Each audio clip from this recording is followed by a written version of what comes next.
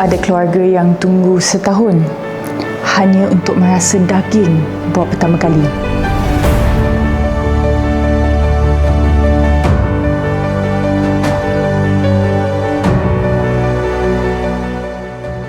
Ada anak-anak yang tersenyum sebab akhirnya ada sesuatu atas pinggan mereka.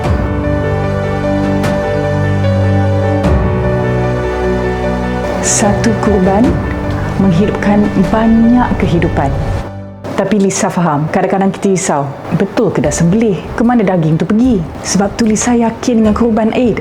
Kurban Aid ni, dia ada sistem live tracking di mana kita akan diupdate dari pendaftaran sampailah selesai agihan. Semuanya telus, jelas di depan mata. Bila amanah dijaga rapi, hati kita pun lebih tenang. Jadikan kurban anda lebih bermakna. Ingat Kurban Aid.